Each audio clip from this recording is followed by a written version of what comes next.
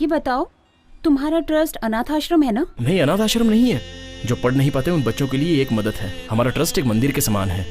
तुमने देखा होगा, चाय की दुकान में, बार में, होटल्स में छोटे छोटे बच्चे काम करते हैं। अब वो बचपन में काम करते हैं बेचारे, तो उनकी पढ़ाई नहीं हो पाती। उन सब बच्चों को बुलाकर उनके पेरेंट्स को कन्विंस करके उनको वापस से पढ़ाते हैं, ताकि उन बच्चों की पढ़ाई ना रुक जाए। हमारे सर श्रवण जी बच्चों के लिए भगवान ही नहीं है, बल्कि हमारे लिए भी भगवान है। इस तरह सारे बच्चे अच्छे से पढ़ाई करके आज वो अपनी हिम्मत पर अच्छी जगह पे काम कर रहे हैं, और इन सब की वजह सिर्फ और सिर्फ हमारे श्रवण सर हैं। ट्रस्ट में पले बड़े हो तो फिर तुम्हारे मम्मी पापा कहाँ हैं?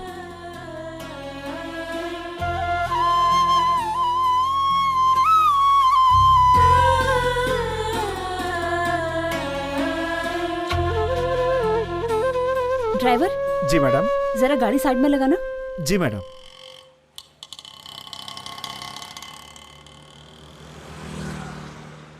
जरा वो दुकान से न्यूज़पेपर लेकर आओ। लाता हूँ मैडम। लेकिन वो बहुत दूर है मैडम। कोई जल्दी नहीं है, आराम से आना। अच्छा, एक मिड डे भी ले लेना। बोलने में तकलीफ हो रही है तो मत बोलो, सॉरी। नहीं, ऐसा कुछ नहीं है। मम्मी पापा का लव मैरिज हुआ था, लेकिन ये उन दोनों के परिवार के खिलाफ था। मैंने बचपन से दादा दादी को नहीं देखा। मेरे बड़े होते ही सब एक साथ रहेंगे ऐसा पापा ने कहा था, लेकिन मेरे बड़े होने के बाद मम्मी पापा भी नहीं रहे। क्या हुआ था उन्हें? ठीक है, कुछ मत बोलो, प्लीज रिलैक्स। मेरे पापा एक कंपनी में बहुत ही अच्छी पोस्ट पर थे। उस कंपनी में काम करने वाले बॉस के रिश्तेदार कुछ गैरकानूनी काम कर रहे थे, तो पापा उनके खिलाफ खड़े हो गए और उन्होंने पापा को धमकी दी, लेकिन पापा नहीं माने। और एक दिन सब लोगों ने एक साथ मिलकर पापा को मार डाला। माँ बीच में आ गई तो माँ को भी मार डाला। तू इतना बड़ा हो गया कि मुझसे पूछे बिना ही फैसला करेगा, या फिर तू मुझे बेवकूफ समझता है? अब बोलता क्यों नहीं है? ऐसा कुछ नहीं है पापा, मैंने सोचा कि पुरानी कार देकर नई कार ले लूं, बस आपसे यही पूछने आया था। नमस्ते। नमस्ते। बैठिए ना, हाय। बैठिए। हाय। क्यों बेटी, और कोई नहीं आया इनके साथ? इसके पहले तो कभी इनको मैंने यहाँ पर नहीं देखा। ये मेरे डिपार्टमेंट में काम करते हैं, मैं इनसे प्यार करती हूँ। अच्छा, अभी प्यार व्यार की बात करने लगी, इतनी बड़ी हो गई।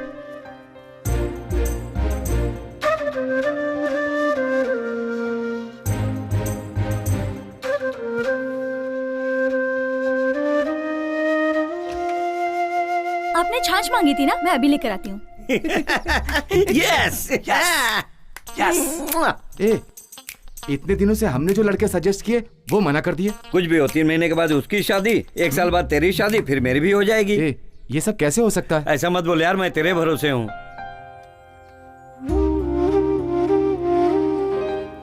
पापा, ये सब मत बोलो, मेरे सिवा इसका कोई नहीं है। हम दोनों की शादी करा दीजिए लीजिए। प्लीज। सुनिए जी, बड़े वाले की उम्र 33 साल की हो गई है। जब तक इसकी शादी नहीं होगी तब तक आप उसकी शादी नहीं करवाओगे, और वो रोड पे आते जाते लड़कियों को देखता रहता है, मुझे बिल्कुल अच्छा नहीं लगता। ए, मम्मी ने ग्रीन सिग्नल दे दिया है तो पापा भी दे देंगे। चल मंडप बुक कर देते हैं। हाँ? ओके। ये कह रही है ना कि इसे वो लड़का पसंद है, तो आप इसकी शादी करा ऐसे कैसे दीजिए। हाँ कर दूं? न इसके घर बार का पता है, न रिश्तेदारों का। कल को अगर कुछ अच्छा बुरा हो गया तो कौन आएगा? मैं ऐसे हाँ नहीं कर सकता। ए, ये इसकी शादी नहीं होने देंगे, और इसकी नहीं होगी तो हमारी भी नहीं होगी। उधर जाकर बात कर, बस आखिरी साल है, मैं और वेट नहीं कर सकता। ये तेरे लिए शर्म की बात है। इज्जत से इसी लड़के से शादी करा दो। ठीक है, देखता हूँ। पापा, मेरी बात मान जाइए, प्लीज हमारी शादी करा दीजिए। नहीं, ये शादी नहीं हो सकती। समाज में मेरी इज्जत है, जान पहचान वाले मेरे मुंह पर थूकेंगे नहीं। जरा अपने बड़े भाई को देख, क्या इसने आज तक कभी मेरी बात टाली है? ए बेटा, अब तू ही इसे समझा, और छोटे तू भी कुछ बोल। बोलो ना। अरे मैं क्या बोलूं? चुपचाप क्यों खड़ा है? संगीता, पापा जो कह रहे हैं वो बिल्कुल ठीक है। तेरे मुंह में दही जम गया है क्या? तू क्यों नहीं बोलता? बच्ची है, मान जाएगी। पापा की बात मान लो छोटी। देखने में लड़का पढ़ा लिखा लग रहा है, मुंह खोले तो समझ में आए। जाओ और उसे मेरे पास लेकर आओ,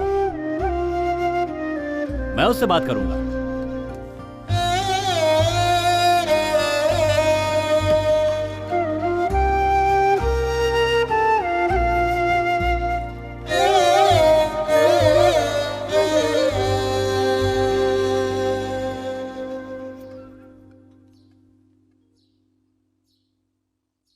लगता है मुझे ही वहां जाना पड़ेगा। ये क्या कर रहे हो? अरे मेरी आंखों के सामने ही। ओहो, ये भगवान क्या करूं? ये क्या किया? तुम्हारे पापा से बात करके तो जीत नहीं पाएंगे, इसलिए ये टेक्निक अपनाई।